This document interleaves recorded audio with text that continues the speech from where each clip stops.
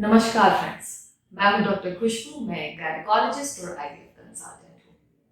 Friends, हमारे पास बहुत से दंपत्ति ये सवाल लेके आते हैं कि उनका पहला बच्चा जो है सिजेरियन से बड़े ऑपरेशन के थ्रू पेट में चीरा लगाकर हुआ है, तो क्या सेकेंड प्रेगनेंसी वो normal delivery, vaginal delivery try कर सकते हैं? कितना सेफ है ये माँ और बच्चे के लिए? वीबैक किन किन महिलाओं में कराया जा सकता है, यानी vaginal birth after caesarean section हम किस कंडीशन में पेशेंट्स को ऑफर कर सकते हैं? आज के वीडियो में हम यही बात करने वाले हैं। फ्रेंड्स, किसी भी परिस्थिति में जब हम सेफली बच्चे को विजाइनल रास्ते से, जो प्रसव का रास्ता है, योनि के रास्ते से नहीं निकाल पाते हैं, तो हम एक ऑल्टरनेटिव सिजेरियन सेक्शन के थ्रू बच्चे को निकाल लेते हैं। सिजेरियन के दौरान हम महिला के पेट के निचले हिस्से में एक चीरा लगाते हैं। उसके बाद जो गर्भाशय है उसमें लोअर सेगमेंट में एक ट्रांसवर्स चीरा लगाया जाता है, जो कि एक रास्ता प्रोवाइड करती है जहां से हम बच्चे को पेट के रास्ते मां के निकाल देते हैं। जो इंसिजन हमने दिया था आपके गर्भाशय पे, उसे हम टाका लगाकर क्लोज कर देते हैं। हीमोस्टैसिस को सिक्योर करके आपके एब्डोमेन को सिजेरियन के दौरान बंद कर दिया जाता है। जब वो सेम महिला फिर से मां बनती है और विजाइनल डिलीवरी ट्राई करती है, यानी कि योनि के रास्ते नॉर्मल डिलीवरी ट्राई करती है, तो जो गर्भाशय है वो बच्चे को विजाइना के थ्रू पुश करती है। इससे जो टाके होते हैं, जो टाके हमने लास्ट सिजेरियन में लगाए थे, उन पे जोर पड़ता है और कुछ कंडीशन में ये टाके फटने का डर होता है। ये टाके रप्चर हो जाते हैं और यूट्रस रप्चर हो जाती है, जो कि एक जानलेवा कंडीशन है। इसी डर से यूजुअली जो एक महिला जिसको लास्ट प्रेगनेंसी में सिजेरियन सेक्शन से बचा हुआ था, यूजुअली सेकंड प्रेगनेंसी में भी सिजेरियन की एडवाइस दी जाती है। फ्रेंड्स, लेकिन हर केस में ऐसा नहीं होता है। बहुत सारी ऐसी सिचुएशंस है, बहुत सारी ऐसी कंडीशंस है जहां पे वीबैक सेफली और सक्सेसफुली किया जा सकता है, ट्राई किया जा सकता है। आज के वीडियो में हम बस इसी पॉइंट्स पे बात करने वाले हैं। सबसे पहला पॉइंट कि लास्ट सिजेरियन से इस सिजेरियन में कितना अंतर है। लास्ट जो आपने सिजेरियन सेक्शन कराया था और अब वीबैक अगर आप ट्राई करना चाहते हो, तो मिनिमम 18 महीने का अंतर होना चाहिए दोनों इवेंट्स के बीच में, 1.5 साल का। अगर इससे पहले आपकी जो सेकेंड डिलीवरी की डेट आ जाती है 1.5 साल से पहले, तो आपको सिजेरियन सेक्शन कराना चाहिए। एक्चुअली अभी जो है ये टाके पूरे हील नहीं किए होते हैं, कमजोर होते हैं। इस दौरान अगर आप वेजाइनल डिलीवरी ट्राई करोगे तो टाके के जो रप्चर होने के, फटने के चांसेस ज्यादा होते हैं। तो पहला पॉइंट हो गया ड्यूरेशन। 18 मंथ से पहले अगर आपको दोबारा सिजेरियन की जरूरत पड़ी तो go for caesarean section straight, आप वीबैक ट्राई नहीं कर सकते।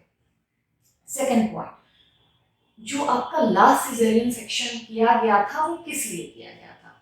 अगर कोई ऐसा इंडिकेशन है जो परमानेंट इंडिकेशन है, आपका जो प्रसव का मार्ग है, जो पेल्विस है, अगर छोटी है तो वो पहले डिलीवरी में भी छोटी होगी, सेकेंड डिलीवरी में भी छोटी होगी, तो ये परमानेंट इंडिकेशन है। वैसे इंडिकेशन के लिए आपको अगर पहले प्रेगनेंसी में सिजेरियन किया गया था तो सेकेंड भी आपको सिजेरियन ही कराना चाहिए।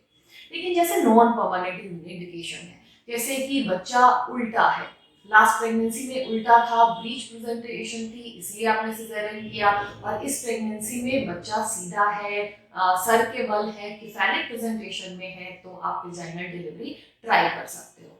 बहुत सारी ऐसी सिचुएशन होती है जिसमें विजाइनल डिलीवरी ट्राई नहीं की जा सकती है, जैसे कि सेंट्रल प्लेसेंटा प्रीविया है, या बच्चा बहुत बड़ा है आपके पेल्विस के कंपैरिजन में, तो ऑब्वियसली आपको वीबैक नहीं कराना चाहिए। लेकिन अगर एवरेज साइज बच्चा है, नॉन रिकरेंट इंडिकेशंस के लिए आपका पहला सिजेरियन किया गया था, तो आप सेकेंड प्रेगनेंसी में वीबैक ट्राई कर सकते हैं। थर्ड पॉइंट, पहला जो आपका इंसिजन है, जो यूट्रस पे जो चीरा लगाया गया था, वो किस टाइप का चीरा था, उस पे भी हमारा प्लान डिपेंड करता है। यूजुअली ऑल ओवर इंडिया अभी हम लो ट्रांसवर्स इंसिजन देते हैं, यानी कि जो गर्भाशय है उसके निचले हिस्से में ट्रांसवर्स ऐसे सीधी इंसिजन दी जाती है। लेकिन अगर इन केस आपका क्लासिकल सिजेरियन सेक्शन का स्कार है, यानी कि यूट्रस के ऊपरी हिस्से में इंसिजन देके चीरा लगा के बच्चे को निकाला गया था, या फिर लॉन्गिट्यूडनल इंसिजन दिया गया था, ये जो इंसिजन्स होते हैं वो बहुत स्ट्रॉन्ग नहीं होते हैं, उतने सेफ नहीं होते हैं जितना कि ट्रांसवर्स इंसिजन है। तो ऐसे केसेस में यूजुअली हम वीबैक नहीं ट्राई करने के लिए बोलते हैं, यानी कि लो ट्रांसवर्स इंसिजन अगर आपका दिया गया है तो फिर हम आपको वीबैक के लिए ट्राई करने की सलाह देते हैं। फोर्थ पॉइंट, लास्ट आपके कितने सिजेरियन सेक्शन है। यूजुअली हम एक सिजेरियन सेक्शन के बाद वीबैक सजेस्ट कर सकते हैं, लेकिन अगर आपका 2 से ज़्यादा सिजेरियन सेक्शन हुआ है, या फिर रप्चर, यूट्रस रप्चर की हिस्ट्री है, यूट्रस कभी फट गया हो, वैसे केसेस में वीबैक की सलाह बिल्कुल नहीं दी जाती है।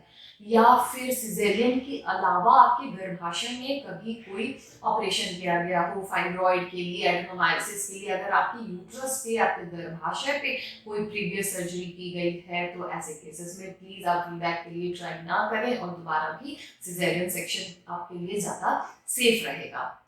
और सबसे इम्पोर्टेंट पॉइंट, सारे पॉइंट्स वीबैक के फेवर में होने के बाद भी कई बार लेबर के दौरान, प्रसव के दौरान 1% केसेस में यूट्रस के रप्चर होने के चांसेस, गर्भाशय के फटने के चांसेस होते हैं।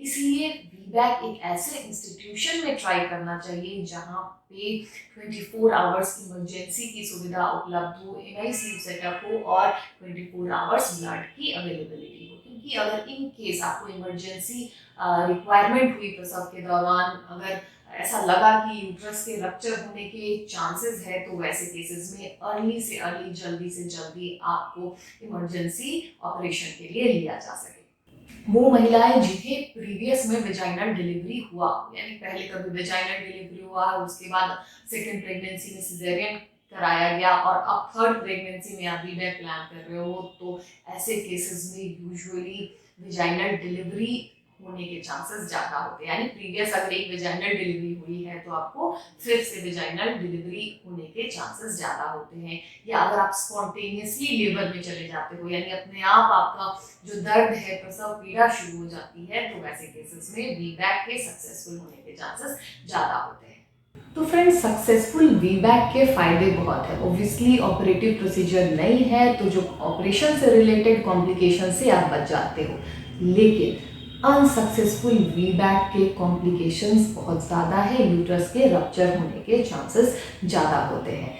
ऐसे में सही केस सिलेक्शन बहुत ज़रूरी है। उन्हीं पेशेंट्स को वीबैक ट्राई करना चाहिए जिसके सक्सेस होने के चांसेस ज़्यादा है। यानी कि वो पेशेंट जिसके 1 सिजेरियन सेक्शन, पहले एक सिजेरियन सेक्शन हुआ हो, लो ट्रांसवर्स इंसिजन दिया गया हो, 18 महीने के पहले वो सिजेरियन सेक्शन हुआ हो, और सिजेरियन का कोई परमानेंट इंडिकेशन नहीं है, तो आप एक अच्छे इमरजेंसी वाले सेटअप पे, जहाँ पे इमरजेंसी सिजेरियन की सारी सुविधाएं उपलब्ध है, वहाँ पे वीबैक ट्राई कर सकते हो। अगर आपको वीडियो पसंद आया हो तो friends like, share and subscribe करना ना भूलें। Thank you.